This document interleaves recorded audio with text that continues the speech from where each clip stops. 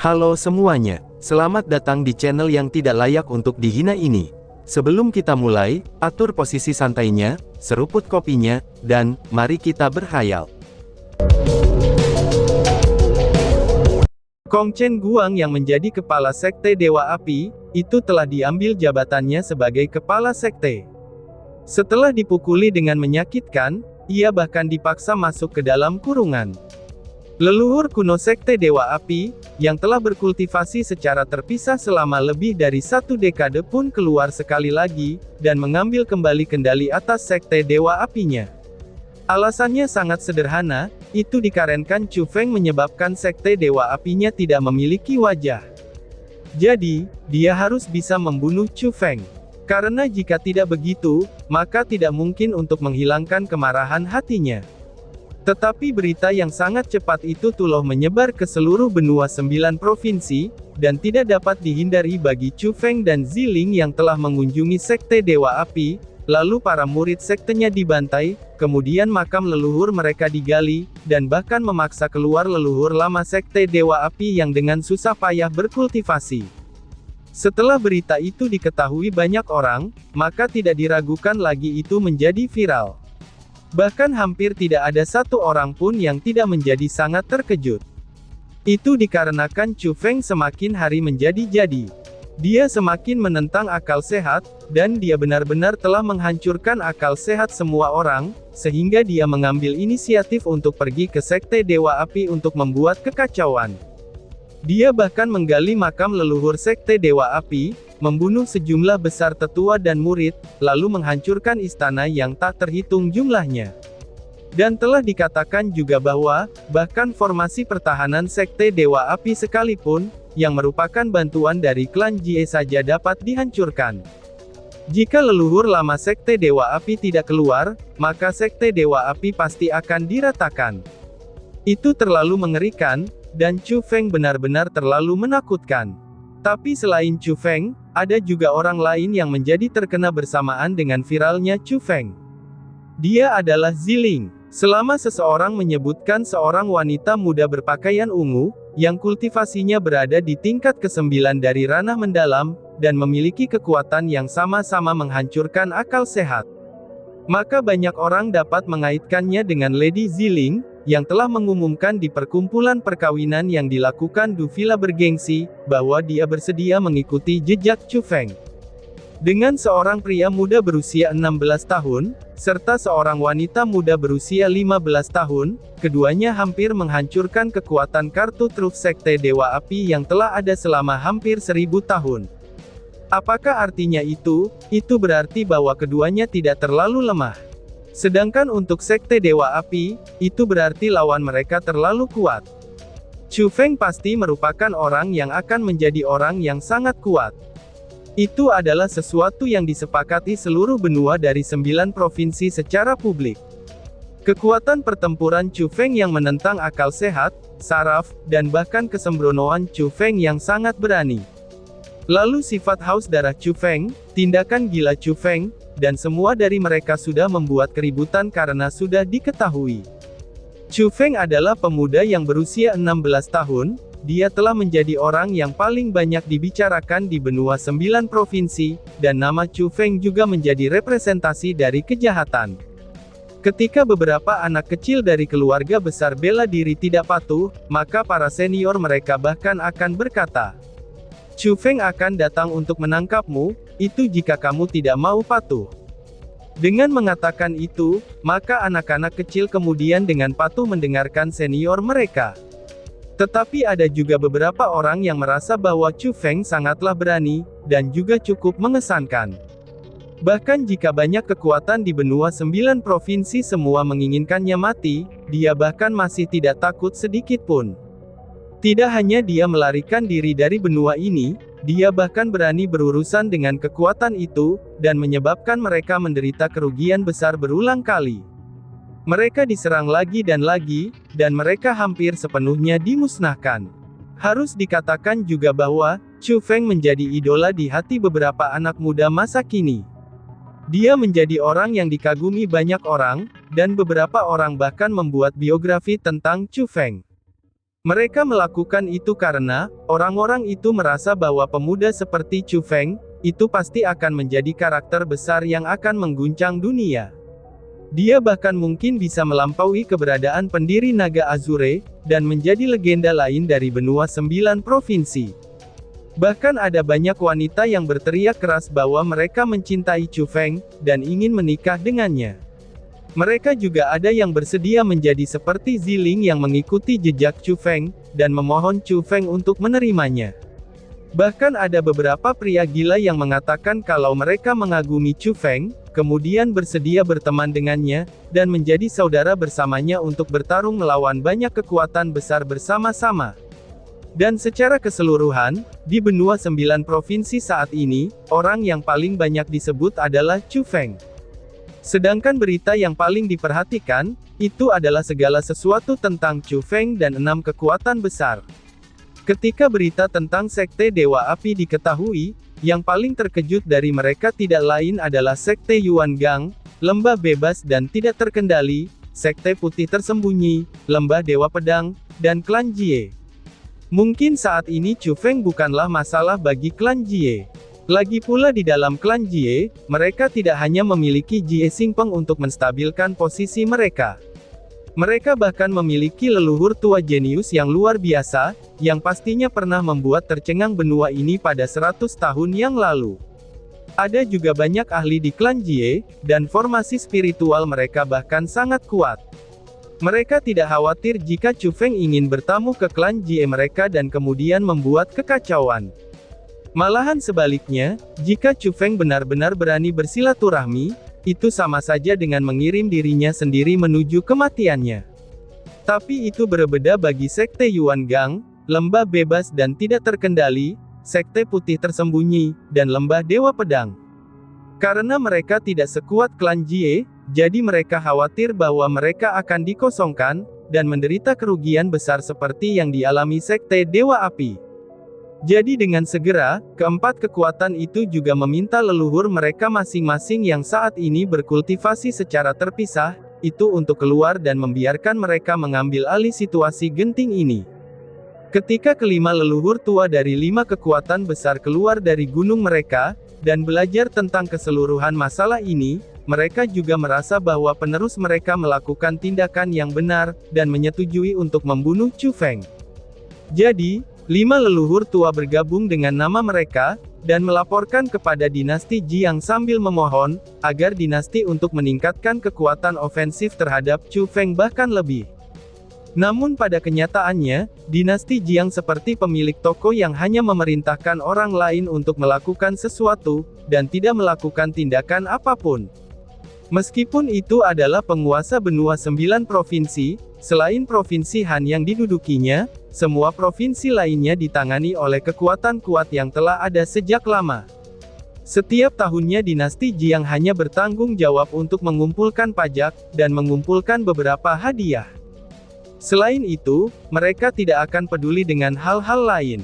Sekte Yuan Gang, Villa Bergengsi, Sekte Dewa Api, Sekte Putih Tersembunyi, Lembah Dewa Pedang, dan Lembah Bebas dan Tidak Terkendali, mereka semua secara kebetulan menjadi target yang mereka tunjuk untuk beberapa provinsi besar. Jadi, ketika leluhur lama dari kekuatan itu bergabung dengan nama mereka, bahkan jika dinasti Jiang tidak ingin menangani masalah itu, maka demi menstabilkan hati orang, kurang lebihnya mereka harus mengambil langkah yang konkret. Maka dengan segera dinasti Jiang mengumumkan kepada dunia, bahwa seorang putri dari dinasti Jiang yang merupakan jenius nomor 1 generasi muda, yaitu Jiang Yini, ia akan memimpin 100 ahli ranah surga, dan bersumpah untuk menemukan Chu Feng menjeratnya untuk menghukumnya. Ketika berita itu diketahui, itu langsung menyebabkan kejutan besar. Itu benar, 100 ahli ranah surga. Seberapa kuatkah dinasti Jiang? Mereka benar-benar begitu santai mengirim 100 ahli ranah surga. Di permukaan, dinasti Jiang menghargai 6 kekuatan besar tersebut, dan menghargai keamanan warga benua 9 provinsi. Namun pada kenyataannya, mereka memamerkan kekuatan mereka sendiri, dan membiarkan kekuatan dunia untuk tidak pernah melupakan siapa penguasa benua 9 provinsi itu. Untuk memberi tahu kepada dunia bahwa siapakah mereka yang sebenarnya, maka di hari biasa saja mereka dapat sepenuhnya mengubah segalanya dalam satu provinsi. Tetapi jika dinasti Jiang ingin memusnahkan mereka, itu hanya akan menjadi sesuatu yang akan selesai dalam waktu yang singkat. Dan untuk saat ini, posisi dinasti Jiang tidak bisa digoyahkan. Bahkan jika semua kekuatan di benua 9 provinsi bergandengan tangan, mereka semua tidak akan bisa melawan dinasti Jiang. Tidak peduli seberapa jauh perkembangan kekuatan yang didapatkan oleh mereka, tidak peduli seberapa ahli mereka, dan mereka akan tetap menjadi bukit yang kecil di mata dinasti Jiang. Sementara dinasti Jiang akan menjadi puncak besar yang menjulang tinggi, dan tidak dapat digoyahkan sedikitpun. Saat diskusi keras itu diadu ketika dinasti Jiang mengambil langkah, lalu Chu Feng pun mulai fokus dari masalah ini, dan dia menghilang sekali lagi. Pada kenyataannya, setelah Chu Feng dan Ziling membuat kekacauan besar di Sekte Dewa Api, dan mereka berdua sudah meninggalkan Provinsi Qin. Keduanya melangkahi beberapa provinsi besar, dan tiba di provinsi tetangga dari Provinsi Azure. Itu adalah Provinsi Yuan. Provinsi Yuan adalah wilayah dari Sekte Putih Tersembunyi. Ketika mereka tiba di sana, Chu Feng dan Ziling awalnya ingin mengulangi trik lama mereka, itu dengan menggali makam leluhur dari Sekte Putih Tersembunyi, dan juga membantai murid-murid sekte mereka setelah mereka selesai menjarah. Tetapi mereka tidak bisa berbuat apa-apa, karena berita tentang Sekte Dewa Api menyebar terlalu cepat. Ketika Chu Feng dan Ziling tiba di Provinsi Yuan, kepala Sekte Putih Tersembunyi sudah meminta leluhur tua untuk keluar.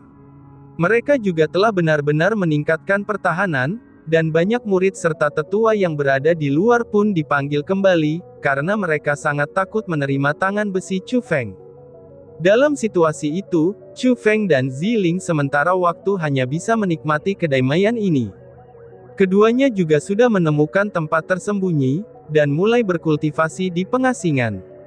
Ziling terus mencoba menerobos ke ranah surga, sementara Chu Feng memperbaiki tumpukan sumber daya kultivasi seperti manik-manik mendalam yang ia terima. Karena bagaimanapun juga, itu hanya ada 1 juta manik-manik. Dia terlalu banyak memiliki manik-manik asal, dan mereka benar-benar menghabiskan sedikit waktu bagi Chu Feng. Apa kamu telah gagal lagi? Tanya Chu Feng. Ketika Chu Feng selesai memperbaiki manik-manik asal terakhir, dan berjalan keluar dari gua gunung, ia menemukan bahwa Ziling sedang duduk di pintu masuk gua gunung lainnya. Melihat penampilannya yang putus asa, dia sudah jelas telah gagal membuat terobosan lagi. Berisik, apakah kamu pikir untuk menerobos ke ranah surga akan semudah itu? Balas Ziling dengan galak sambil memelototi Chu Feng, lalu segera setelahnya berkata, Chu Feng, sekarang dinasti Jiang sudah mengirimkan orang-orang mereka. Lalu tentang Puteri Jiang Yini itu, aku pernah mendengar tentangnya dari kakek aku. Ketika kakek aku berkultivasi di tempat yang berbahaya, dia bertemu Jiang Yini. Dia merupakan jenius nomor 1 dinasti Jiang saat ini dari generasi muda. Ketika kakek aku bertemu dengannya, dia sudah berada di tingkat kelima ranah surga. Aku yakin bahwa saat ini, sangat mungkin bahwa dia sudah mencapai tingkat ke-6 ranah surga. Lalu metode yang dipahami orang-orang dari dinasti Jiang, itu juga sangat kuat. Jika Jiang Yini menemukan kami, aku khawatir kami tidak akan beruntung. Bagaimana kalau kita meninggalkan benua 9 provinsi ini dulu, dan pergi ke wilayah Laut Timur? Ucap Ziling. Wah, wilayah Laut Timur, apakah tempat itu jauh? Tanya Chu Feng. Tempat itu memang sangat jauh, dan kita harus melewati beberapa benua. Untuk melewati beberapa benua tersebut, itu masih ada orang yang hidup. Dan untuk benua lain, itu hanya akan ada gurun. Kita juga harus melewati banyak wilayah laut, sebelum benar-benar tiba di wilayah Laut Timur. Dengan kecepatan kereta indah aku, mungkin kita akan memakan waktu setengah tahun, jawab Ziling. Buset, setengah tahun, seru Chu Feng dengan sangat terkejut. Setelah mendengar kata-kata itu, Chu Feng yang hatinya sedikit tergerak, seketika saja ia langsung menghilangkan pikiran itu. Butuh setengah tahun untuk pergi ke sana, dan 1 tahun akan berlalu jika mereka ingin kembali. Dia tidak bisa membuang-buang waktu itu, dan dia tidak mampu untuk membuangnya. Apakah ada yang salah? Melihat bahwa Chu Feng tampaknya berada dalam situasi yang sulit, Ziling bertanya dengan bingung. Ziling, jujur saja, untuk sementara waktu, aku tidak bisa meninggalkan benua 9 provinsi. Kata Chu Feng. Mengapa begitu? Apakah kamu memiliki sesuatu yang perlu kamu lakukan? Atau apakah kamu merasa kultivasi kamu tidak cukup? Tanya Ziling. Dan ketika dia melihat penampilan khawatir Ziling, Chu Feng benar-benar tidak tahan untuk terus-menerus menyembunyikan rahasia itu darinya. Jadi dia segera menceritakan segalanya kepada Ziling tentang dirinya dan Su Rou serta Su Mei, dan juga metode untuk menyelamatkan mereka berdua. Setelah mendengar hal-hal itu, Ziling terdiam seketika. Matanya yang jernih tidak lagi jernih, dan tidak ada yang tahu apa yang dia pikirkan. Ziling, aku seharusnya tidak menyembunyikan masalah ini darimu. Apakah kamu ingin menyalahkan aku? Menyalahkan aku bahwa aku tidak memberitahu kamu sebelumnya, bahwa aku juga sudah memiliki 2 tunangan sebelum kamu. Idiot, apa yang kamu pikirkan? Jika laki-laki ingin menikahi 3 atau 4 istri, itu adalah hal yang sangat normal. Bagaimana mungkin aku bisa menyalahkan kamu? Maka dari itu aku, Ziling, berkata untuk menyetujuimu. Jadi aku benar-benar menyetujuimu.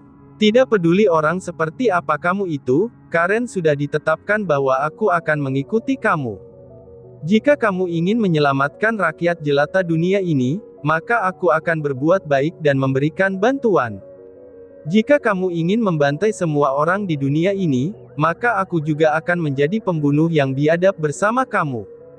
Selain itu, memiliki beberapa saudari tambahan, seharusnya itu bisa menjadi hal yang sangat membahagiakan. Setidaknya wanita bisa lebih mengenal wanita, dan itu akan jauh lebih menarik daripada menghadapi wajah mesum kamu setiap hari, balas Ziling. Berbicara pada titik itu, ekspresi kerinduan yang tak tertandingi muncul di wajah Ziling. Dan ketika Chu Feng melihat Ziling yang seperti itu, dan hatinya yang tegang pun tidak bisa untuk tidak bersantai.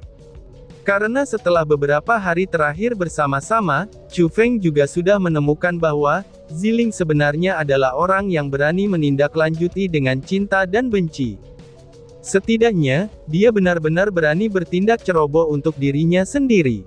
Jadi, Chu Feng benar-benar menyukai Ziling semakin dalam.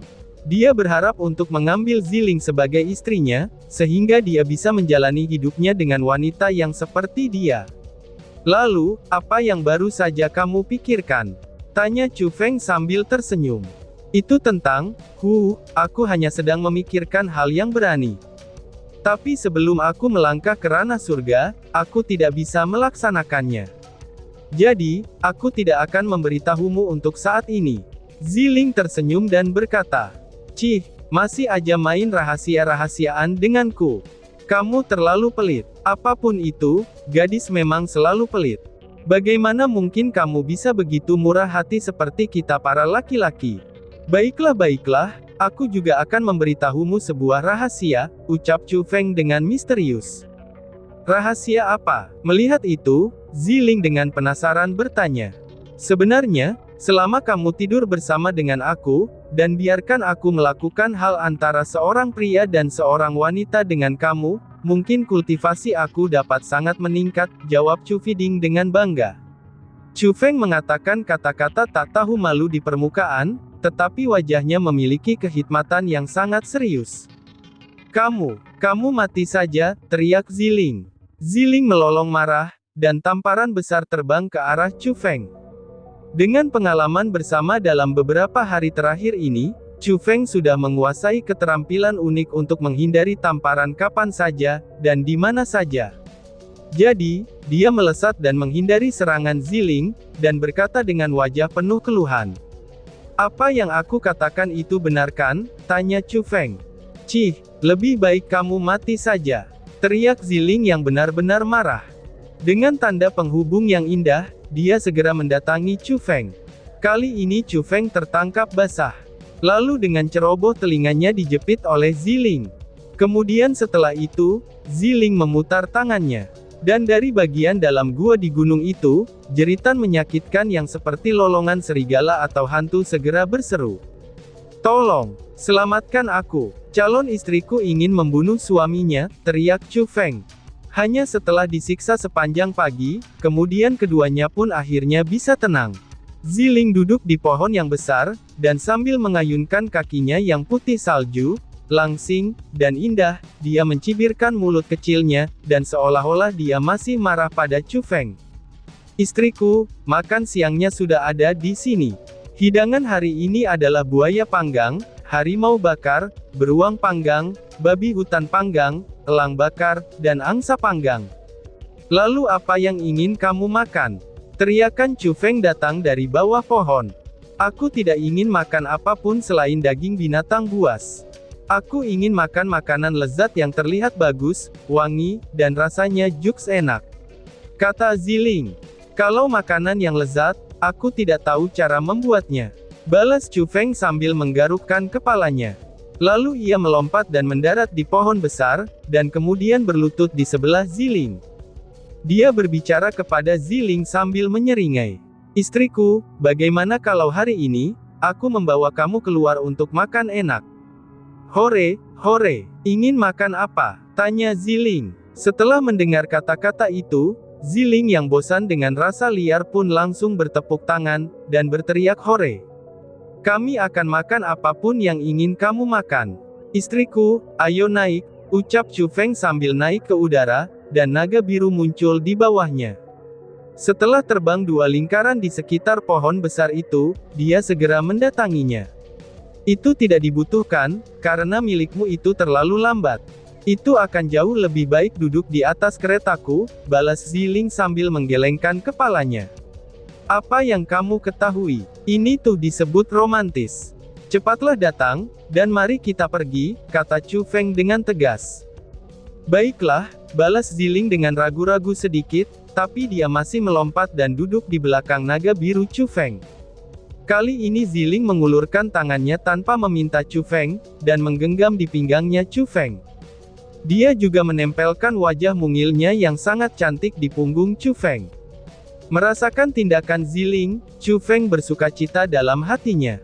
Wajahnya juga tidak bisa membantu, tetapi mengungkapkan senyum kebahagiaan. Setelah itu dengan pikirannya, naga biru di bawahnya terbang ke langit menembus ke langit biru dan di antara awan putih. "Istriku, apa yang ingin kamu makan?" tanya Chu Feng. "Aku ingin makan iga babi merah yang direbus, daging suwir pedas, ikan kering, dan ayam rebus." "Istriku, ternyata kamu adalah seorang karnivora," ucap Chu Feng.